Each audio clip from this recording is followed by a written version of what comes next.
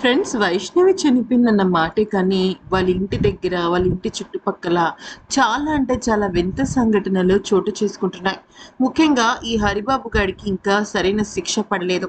అలాగే వైష్ణవి విషయంలో ఎటువంటి న్యాయము జరగలేదని మనం అందరం అనుకుంటున్నాం. ఎందుకంటే అసలు వీడు చంపిన వాడికి శిక్ష పడాలి కదా!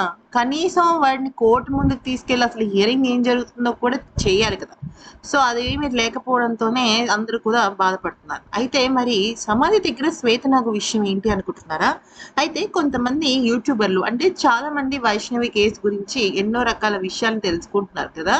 అలాగే ఈ క్రమంలో కొంతమంది యూట్యూబర్లు వైష్ణవి సమాధిని కూడా చూపిద్దాము అంటే చాలామంది వేరే వేరే ఊళ్ళల్లో ఉంటారు కదా! వైష్ణవిని చూడాలి అన్న దాంతో సమాధిని చూపిద్దామని వెళ్తుంటే వాళ్ళకి చాలా వింత సంఘటనలు చోటయ్యాయట. అంటే బైక్ ఆగిపోవటము, ఎవరో వెనక్కి లాగుతున్నట్టు అనిపించటము, అలాగే బైక్ లైట్లు ఆగిపోవటము, వెళ్తున్న దారి చీకటయిపోవటము ఇలా జరిగింది. అయితే గతంలో ఈ వైష్ణవి చనిపోయిన తర్వాత ఆ సమాధి దగ్గర వాళ్ళ అన్నయ్యలు తనకిష్టమైన బట్టలు, అలాగే ఇష్టమైన స్ప్రైట్ లాంటివి పెట్టారు. అలాగే చిన్న పాప బొమ్మ కూడా పెట్టారు. ఎందుకనంటే 5 నెలల గర్భంతో ఉంది కాబట్టి. అయితే అవన్నీ అక్కడే ఉన్నాయి.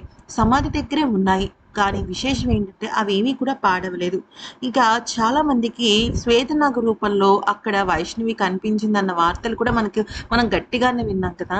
అయితే విషయంలోకొచ్చినట్టయితే శ్వేతనాగు కొంతమందికి అంటే ఈ కొంతమంది వెళ్ళిన యూట్యూబర్లకి దర్శనం ఇచ్చిందనమాట ఆ శ్వేతనాగు.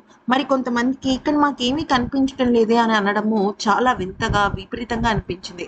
అంతేకాకుండా ఆ సమాధి చుట్టుపక్కల కొన్ని రకాల శబ్దాలు వినిపిస్తూ ఉన్నాయి. అయితే ఇక దాని గురించి ఎక్కువగా ఆలోచించకుండా వైష్ణవికి న్యాయం జరగాలనే దానిపైన అందరూ ఫోకస్ చేశారు.